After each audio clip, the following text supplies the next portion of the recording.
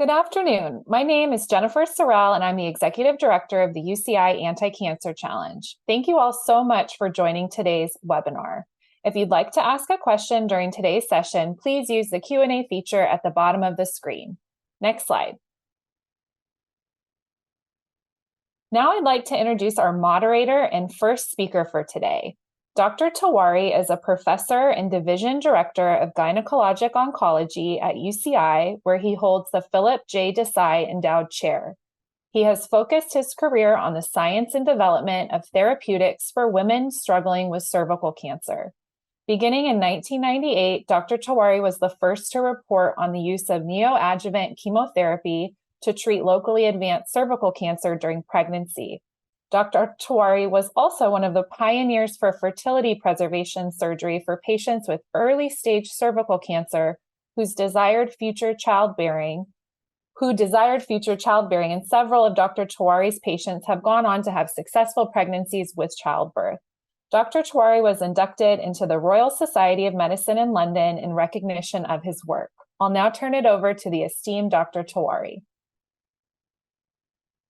Well, thank you so much for that really kind introduction. I wish my parents were alive to have heard that. They wouldn't believe it. But I want to thank everyone for joining us for this Anti-Cancer Challenge webinar. We're in our 4th year of doing this, and I've had the privilege and honor to participate in these webinars in the past. I'd like to share with you what our gynecologic oncology program is doing here at UC Irvine. And Jen mentioned that I'd reported previously on the use of chemotherapy during pregnancy for women with cervical cancer. And all that work, in fact, my entire career has been at UC Irvine. And so we have changed the practice of medicine in gynecologic cancers through collaboration with the community. And that's why philanthropy and events such as the Anti-Cancer Challenge webinar and the actual Anti-Cancer Challenge that occurs in the fall is so important to us. So with that, let's go to the next slide. This is just our mission statement. We're committed to becoming the most comprehensive women's cancer program on the West Coast. And I would even add, with the amount of success we've had in collaboration with our community, we could be one of the best in the country. And I'll share some data that would support that in a few minutes. Next slide, please.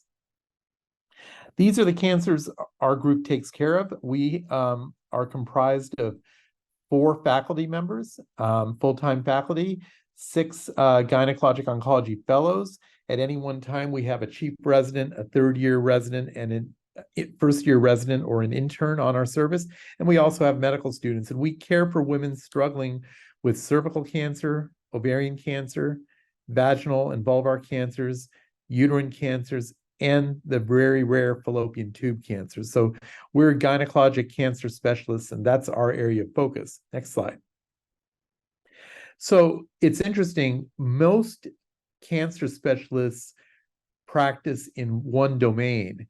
And so you'll see patients who take care of women with breast cancer. There'll be a surgeon, there'll be a medical oncologist that does the chemo, there may be a radiation therapist. In gynecologic oncology, we do the therapeutics as well as the surgery.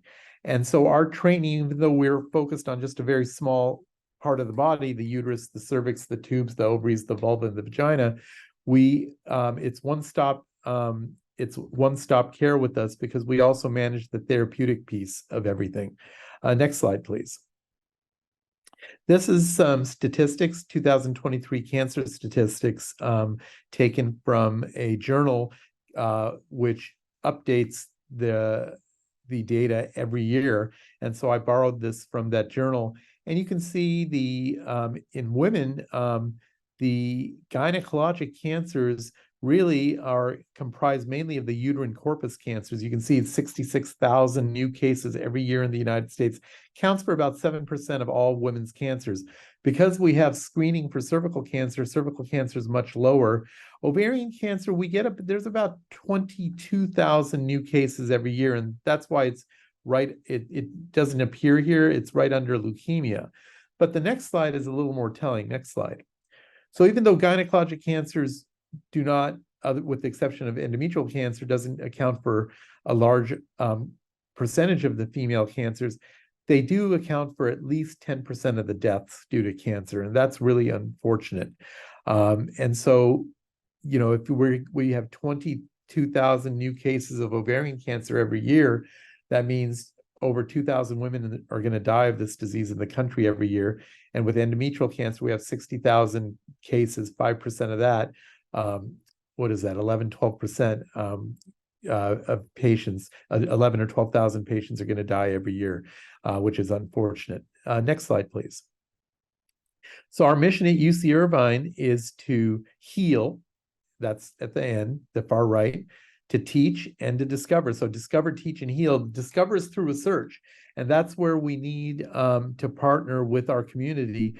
And that's why philanthropy and the Anti-Cancer Challenge is so dear to us. I mean, I lecture all over the world and I lecture all over the country. And I truly believe this Anti-Cancer Challenge that we have at UC Irvine is truly unique, because I've not seen the equivalent of that anywhere else. Next slide, please. So how do we make a difference in our patients' lives? We do it through surgical innovation, and surgical innovation typically means figuring out how to do surgery in a less aggressive way and get the same results so that the side effects or the recovery from surgery is easier. And then groundbreaking research in the lab is very important because that can translate into clinical research. And it's through clinical research that we change the standard of care and change management. And so the laboratory research, I'm not going to speak too much about that because Dr. Devin Lawson is going to take the reins and focus you on what she's doing in this field.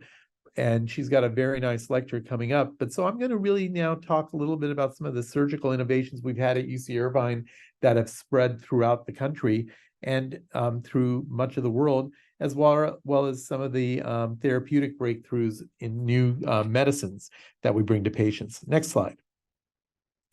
So again, we are a division that was started, I would say it was, it's 46 years ago now, 47 years ago in 1976, Dr. Phil Desaya, who was a third-generation Italian immigrant. He was born in Providence, Rhode Island, went to Brown for undergrad, then Tufts for med school, Yale for residency. Then he served in the U.S. Navy for 2 years, as was required in the 1960s. And then he did a fellowship in gynecologic oncology at MD Anderson Hospital in Houston, Texas, and then came to UC Irvine in 1976 as the chair of our department, and he started our program. Under his leadership, and then subsequently under the leaders that follow, we have now, our division is ranked very high in U.S. News and World Report. We're in the top 20 as of 2019, and we've remained in the top 25 these past 5 years. And I'll show you some more information in terms of worldwide ranking. Next slide, please. So in the worldwide ranking, if you look at expertise in female genital neoplasms, so that's the female cancers, and worldwide, UC Irvine's in the top 50 of all hospitals. And they looked at over 3,000 hospitals nationwide, as well as throughout the world. Another, I don't even know what the number is, but this is on the internet. If you go to expertscape.com, you can see, I don't know how many hospitals are in the, have been surveyed, but it's in the many, many thousands. And UC Irvine's in the top 50. It's a shameless plug of myself, but I'm ranked number 10 as of 2023 for individual experts in gynecologic cancers. Next slide. So robotic surgery is something that was pioneered at UC Irvine, and you can see the Da Vinci robot on the left. In the old days, with patients with endometrial cancer, we used to have to make large incisions through the abdominal wall, and the patients be in the hospital for several days recovering and then several months to recover. But now we can do all these operations through tiny little holes, and the patient goes home the same day. And the efficacy or the results are just as good in terms of the cancer outcomes as the old ways of opening the patients up. Robotics got approved for hysterectomy by the U.S. Food and Drug Administration in 2006. And we started doing these operations at UC Irvine in 2007 and started doing training sessions and holding workshops to train surrounding community doctors on how to do hysterectomies with the robot for benign gynecologic conditions. I myself have been sent overseas every year since 2012 to train people on robotic cancer surgery. That kind of stalled in 2020 with COVID, but we're resurrecting that program.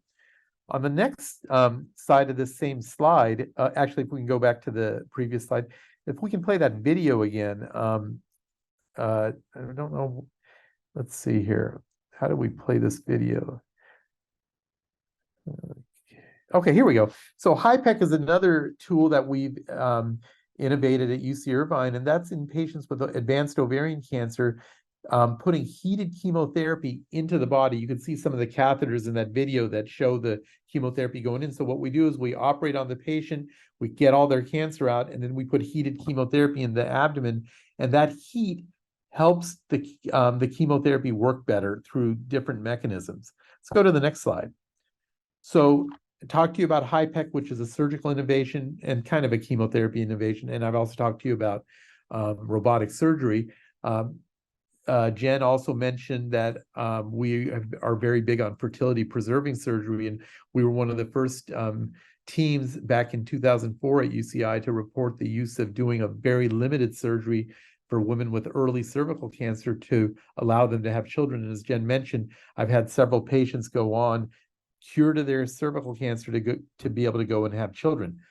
On this slide are some of our therapeutic options in cervical cancer and ovarian cancer.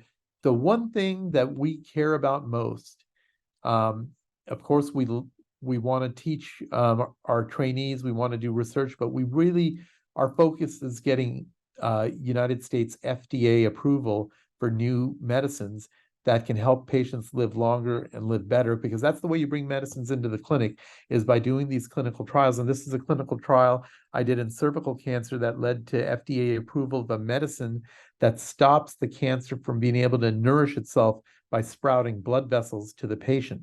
This showed a survival benefit and led to the approval of this medicine in the United States and in about 60 to 70 countries all over the world. I have no stock in this medicine. I have no financial conflicts of interest. Same in ovarian cancer. I studied another medicine, and this also in 2019 led to FDA approval of this as a maintenance strategy for women who have finished chemotherapy for ovarian cancer. Next slide.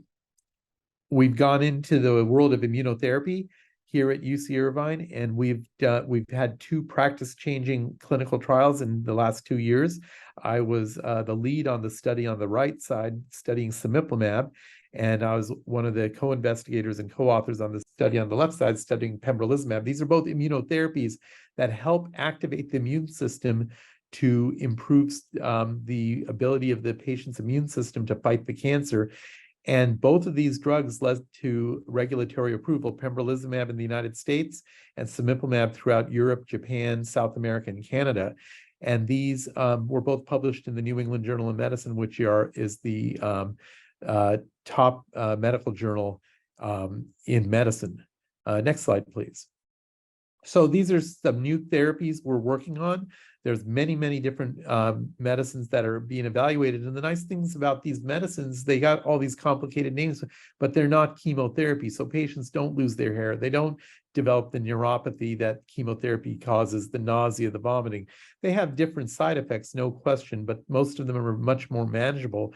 And so we are studying all these things, and we definitely need the community's help through philanthropy and through support of our anti-cancer challenge, so that we can get these trials up and running, get patients enrolled into them, and then hopefully secure FDA approval of these medicines for the therapies that are shown to result in a survival advantage. Next slide, please. We partner with the Queen of Hearts Foundation. This is an incredible group of people that are dedicated to raising ovarian cancer and breast cancer awareness throughout Southern California, specifically Orange County. The Queen of Hearts are 3 women, they're sisters, and their mom unfortunately passed away from ovarian cancer. Her name was Anne, and so we've named our clinic in honor of Anne. We see patients that are at risk for ovarian cancer and breast cancer. We see cancer survivors that have hormonal questions or hormonal concerns. And so the Queen of Hearts is a wonderful foundation that you can also support, and we are so grateful for their support. We also have a Queen of Hearts laboratory that's been gifted to us where we hope to ultimately do some very important translational science and research. Next slide. I take our medical students to Africa every year. In Africa, they don't have screening. They don't, in Tanzania specifically, where we go, there's one doctor for every 50,000 patients. And so Tanzania has some of the highest cervical cancer in the country. They don't have pap smears. And so I take medical students with me, and we learn to identify the precancerous changes, and we treat these precancerous changes before they turn into cancer. At any one time, we would probably screen maybe 900 people a week because most of these patients in Tanzania know people who have suffered and died from this disease. Next slide, and my last slide is we were honored with getting one of the Beau Biden cancer moonshots. Beau Biden, unfortunately, died of a brain tumor, and when President Biden was vice president, he started the cancer moonshot, and we got one of the 4 moonshots to study in the laboratory what the DNA of these cancers to determine what makes patients respond to some therapies and what makes patients don't respond. So that work is ongoing. And with that, I would like to take any questions. Oh, Dr. Tewari, we do have a few questions from the audience. So if it's okay, I'll go ahead and ask them. Please. So the first one, what are the screening practices for ovarian cancer along with early symptoms? Yeah, so this is such a great question, and I'm glad someone asked that. So to cure cancer, you need to have effective therapy, whether that's surgery, chemo, radiation, or a combination. So you definitely need effective therapy.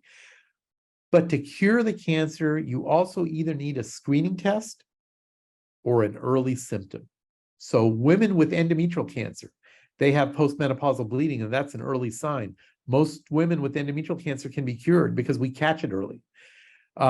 For breast cancer, we have mammograms as a screening test. For cervical cancer, we have pap smears as a screening test. For colon cancer, we have colonoscopy. Unfortunately, ovarian cancer does not have any recognized early symptoms, and it doesn't have a screening test. And that's why ovarian cancer is very difficult to treat, because when the patient finally has symptoms, they usually have very advanced disease or the cancer is already spread. We have tried to do CA-125 blood tests in the general population to see if doing those every year will help detect the ovarian cancer early. Didn't work. We tried doing ultrasounds to look at the ovaries every year as a screening tool to catch early ovarian cancer when it can be cured. Didn't work. We did clinical trials combining ultrasounds and CA-125 in the general population to try to find early ovarian cancer where we could cure it. Didn't work. The only people that we have been successful with are the patients that have a BRCA mutation, a BRCA mutation. Those patients who get screened early, we can sometimes catch the cancers early, and then we offer risk-reducing surgery once they've completed their families. But the big problem with ovarian cancer is exactly what our question asker asked for, which is, what are the early symptoms? There are none that we know of. And what are the screening tests for ovarian cancer? In the general population, we don't have any. Thank you for that. Thank you. So next question, is ovarian cancer on the rise? Ovarian cancer is not on the rise, fortunately, partly because of the use of oral contraceptives, which reduces the risk of ovarian cancer. We have seen the prevalence of ovarian cancer in the United States stand at around 20 to 22,000 cases a year. Thank you. And a last question here, is cervical cancer seen mostly in younger women? It is. So the median age of ovarian cancer is about 60, 63.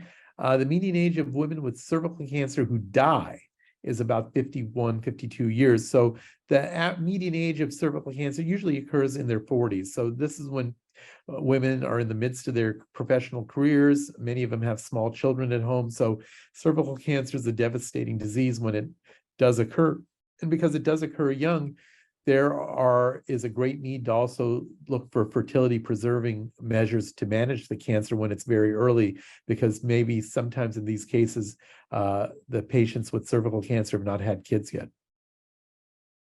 Well, thank you. And thank you so much for your presentation and for your continued support of the UCI Anti-Cancer Challenge. I think we'd love to show this video. That'd be great. Before we show it, I just want to give a shout out to Dr. Devin Lawson. I've been very impressed with her work, and she's going to be talking about her cancer research after this video. Health crisis survivor. She's beating cancer, and now she's beating the odds over COVID-19. Bernadette Hernandez is a fighter as well as a new mother.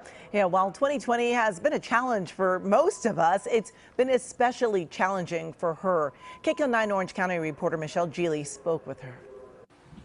Hello. Hey there. Hello, hi. Today is the first time UC Irvine oncologist Krishnansu Tewari had a chance to meet 9-month-old Ariana. The Yorba Linda girl will one day learn about all her mother went through during pregnancy. A cancer diagnosis, the necessity for chemo, surgery, and then chemo again. And to top it off, Bernadette Hernandez recently recovered from COVID. There is so much to celebrate after an extremely difficult year. It's a real problem with cancer and pregnancy because there's so many issues. There's issues regarding the baby, issues with the mother's health, the timing of delivery, the route of delivery. It was very difficult.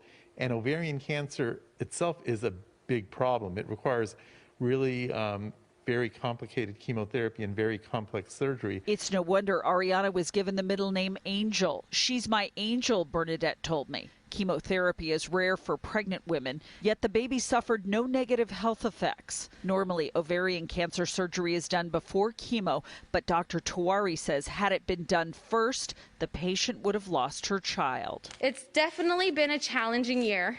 I've just stayed strong. There are times where, it gets very tough, and I have to just remind myself, don't give up, keep fighting, stay strong, get through this. 31-year-old Bernadette Hernandez, who is a fitness coach, stayed strong physically and mentally during her last rounds of chemo, training for a bodybuilding competition. 2 months ago today, she won 5 medals in the SoCal Classic. First place in women's athletic and scored in the top 3 in the bikini competition. And the best news of all is her cancer is in remission. In Yorba Linda, Michelle Geely, KCAL 9 News.